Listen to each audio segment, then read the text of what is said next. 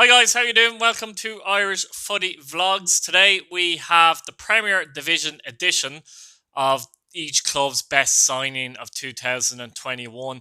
I don't think there's going to be many more signings from now to the start of the season. Certainly no major signings, so I think I can attack this now. There will be a First Division edition as well.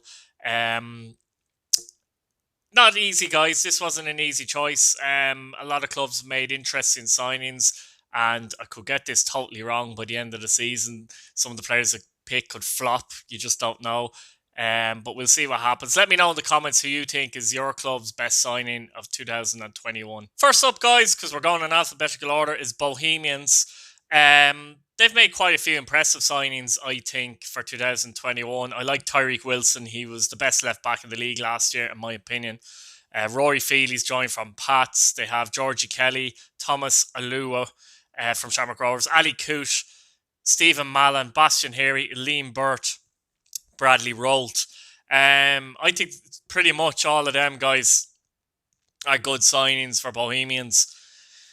I found it difficult to pick one, I have to say. I took my time in trying to choose. But the player I actually went for in the end as my number one choice and their best sign in 2021 is actually Liam Burt, who came from Celtic.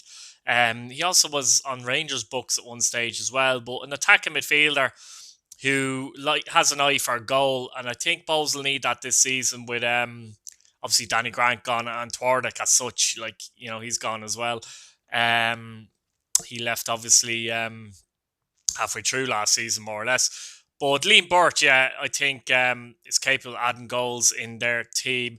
Ali Coote was very close. Tyreek Wilson was very close. Stephen Mallon was close. So it's probably a good sign that Bowes could nearly pick. I wouldn't be surprised if Bowes fans picked any of those players. Bastian Heary as well. A lot of people would pick as well, in fairness. So that's probably a good sign for Bohemians. But I've gone for Liam Burt. That's my personal choice anyway. You're up north to the Brandywell guys and Derry City. They've brought in Danny Lafferty, David Parkhouse, Joe Hodge, Will Patchin, Will Fitzgerald, Mark Walsh so far. Again, some good signings there. I think Lafferty could be kind of an underrated one. I know he's not an underrated player, but people look generally at attacking players and they're looking at best signings. I think he could do very well for them up there. But for me, Joe Hodge is exciting. Definitely an exciting signing.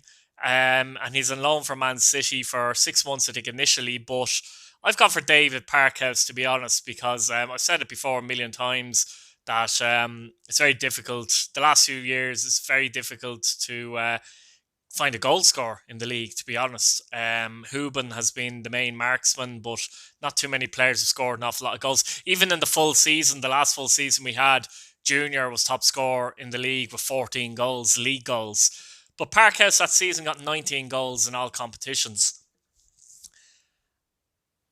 And if he can even find close to that kind of form, that could push Derry up a couple of positions in the league because it's so difficult to find a striker in the league.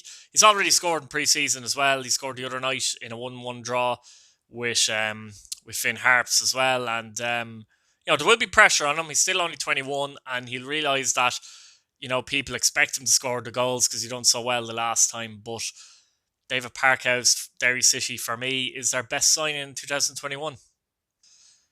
Now, next we're on to newcomers to the league, and that is Drogheda United, who obviously got promoted as champions in 2020.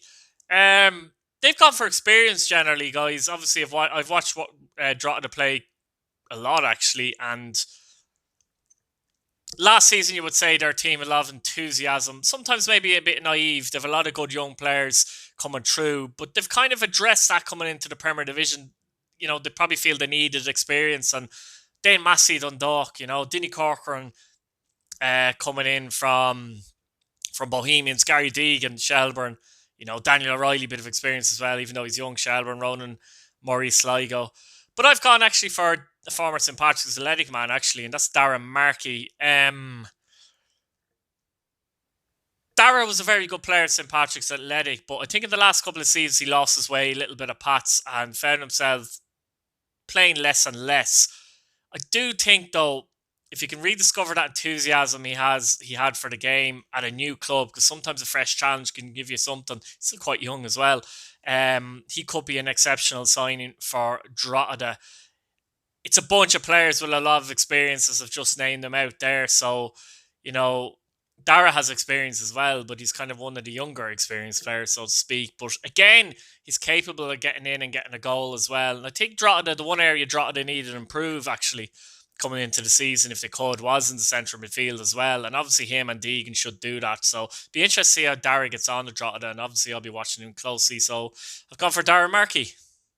Next up is Drogheda's loud rivals, Dundalk, and I found Dundalk very difficult, guys, because they've brought in a bunch of players from outside the country. In fact, I'm just looking at them here, and I'm not sure if they brought in an Irish player actually.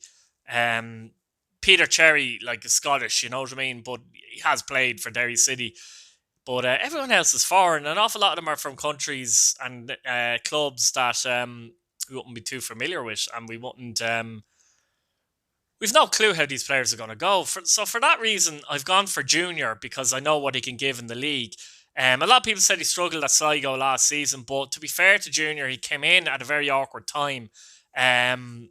In the second, after the lockdown as well. So that was difficult. I don't think he really got up to full fitness. Again, he's actually scored pre-season for Dundalk as well, and now he's starting from pre-season, and he'll be there for a full season. So I think Junior gives him options, because he can play number 10, he can play as a striker, and can play left and right wing. And I think in the Dundalk team, where there's a lot of creativity, Junior can really, really thrive and get the ball early and cause damage with his pace and his ability to score. I do have a feeling that one of these players at Dundalk that they've signed will prove to be excellent. Mitz Cogan could be the one, in my opinion, who's brought in for the Faroe Islands. He's an attacking player as well, attacking midfielder, but we don't really know, do we? So for that reason, I'm going to go for Junior of formerly Sligo, now of Dundalk. Now, guys, up to Donegal, up to Finn Park, and obviously we're talking about Finn Harps here, and yeah, they've made a number of signs. Ethan Boyle is in, Ryan Rainey's come in, Conor Barry's come in from Galway, for example. I like to look at Will Seymore coming in from Sligo. To be honest, I thought he was decent, in fairness, to Sligo last year. He captained a few games as well, actually. But Sligo let him go, to be fair, and maybe it's because they wanted to bring Greg Bolger. Liam Buckley knows Greg Bolger very well from his time at Bats, and he's got great experience. He's won an awful lot in this league, and simply I'd say they had to keep one of them. It was either him or Seymore, and Liam decided to go with him. But Seymore does give, I think he gives Finn Harps a bit of legs in the middle of the park. I think they have a lot of hard workers in the middle of the park, and Will is that as well, but I think he can give them a bit more in the engine room there, and for that reason, I think, having had a season as well in the League of Ireland last season, I do think that he is going to kick it up a notch and be the man for Finn Harps this season. Next up, guys, is Longford Town, and Longford Town have brought in a lot of young players, actually. They've gone differently to the other team that could promote Drogheda. They brought in Paddy Kirk from Bowes, good player. Aaron Dobbs has returned from Shelburne. Aaron Bolger's come in from Cardiff and loan previously. He was at Shamrock Rovers for a while last year. Connor Davis, Cork City. Arnold Driscoll from Mansfield, and there's a number of Aarons actually have come in altogether. I think there's 6 overall. They've come into Longford, but I'm gonna go for Aaron Bolger, to be honest. He's come in on loan from Cardiff because I think him and A. Dervin could form a good partnership in the middle of the park. It's going to be difficult for Longford, I think, to be honest, because they done well to get promoted last season from the first division, if I'm completely honest with you. Have they strengthened enough to stay in the Premier Division? That's a discussion for another day, guys, when I do my predictions. But I think Aaron Bolger is a player. He's a good footballer. He'll add to Longford's midfield, and yeah, I'll go for him as Longford's best signing of 2021. Now, guys, on to Shamrock Rovers, and I found Shamrock Rovers quite difficult, actually. They've brought in Sean Gannon and Sean Hoare, the pair from Dundalk, Daniel Mandrew from Bohemians, and Chris McCann from Oldham, for example. But I found it a difficult one. Obviously, McCann has a bit of experience playing cross channel with Burnley, and with the losses of Jack Byrne and McAniff, they need something in midfield. Mandrew could go two ways, guys. He could really turn into the player that the potential has, essentially, but he has the quality, but I don't know if he has the temperament, and that will be a question mark. That's up to him. Um, Sean Hoare is a very good player as well. Shamrock Rovers do have good centre backs as it is. So I've gone for Sean Gannon, guys. And even this was difficult because Ronan Finn was very good at wing back last season for Shamrock Rovers. But Sean Gannon might allow Ronan Finn now to move into midfield. Now, Finn may well play some games at wing back as well because it's going to be a long season. And I can see that. But Gannon, let's be honest, Gannon's been the best right back in the League of Ireland for the last 6-7 years, to be honest.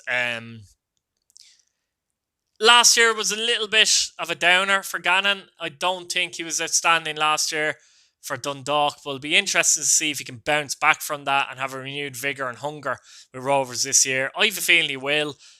If he can, then we'll be talking about him as being the best right back at the end of the season. And if that happens, he'll no doubt be their sign of the season. I'm going for Sean Gannon here, guys, for Shamrock Rovers. Over to the west, guys, to Sligo. Sligo Rovers have brought in a lot of good players as well. They obviously had a very good season last season, finishing fourth, and they've looked to try and capitalise on that. A lot of people will be looking at Walter Figueira, for example, as being maybe the best signing.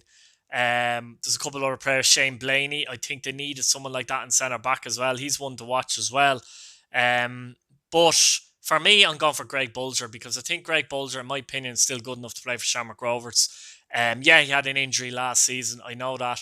But look, wherever he's gone, he's won, hasn't he? He's won at Pats, he's won at Cork, he's won at, didn't he win at Dundalk as well? And he's obviously won at Shamrock Rovers. So, titles, cups, League Cups, whatever it is, FAI Cups. And I think that experience would be crucial to Sligo, who actually have quite a young team as well, and have players like Morahan in midfield, a very good young player. And I think Greg Bulger will complement him very well and become a real leader in there. If they can keep him fit, that's going to be important now, and he can hit back after that injury. Sometimes when players get a big injury, funnily enough, it can refresh them a little bit, particularly when they're older in their career and they get another couple of years out of it, because they know they're quite close to retirement, and they don't take it for granted then. So for me, Greg Bulger, he's been there, he's done it all, worn the t-shirt. He's my Sligo Rovers signing the season for 2021.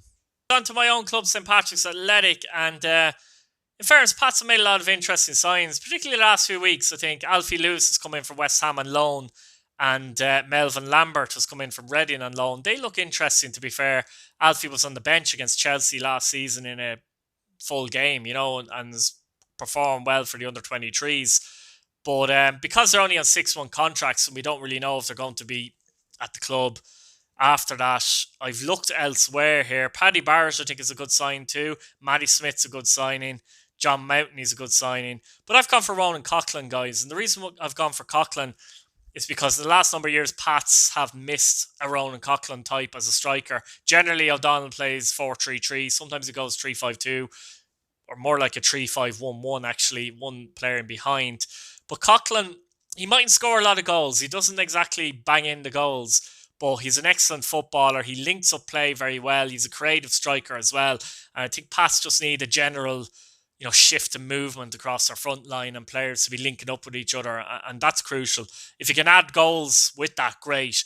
But I think as a footballer and for what Pats needed, he's probably their most important sign for 2021. Finally, guys, on to Waterford. They've made quite a few signs in the last number of weeks, particularly in defence. But the two, to be honest, that I kind of it came down to for me, one was Keane Kavanagh from Cowdenbeath. He's still only 18. He was obviously a usual Pats at one stage as well, so he's one to watch out for. But the one I actually went with was, I had to go with Adam O'Reilly at from Preston North End, because I followed a bit of his progress a couple of years ago. He made his Preston debut as a 17-year-old. He stagnated a little bit there, to be fair, but he's still only 19. He just hasn't found a way into the team. But he's got good qualities and he's a good footballer. And, Waterford, with so many players leave, and he's a bit of a marquee signing, to be honest. Middle of the park player. Ali Cooch was a big loss to them, I think, as well. So I've gone for Adam O'Reilly at Waterford. Keep an eye out for him. But they've made a number of other good signings as well, guys. Josh Collins, UCD. Jamie Maskell looks good. Bolton on loan.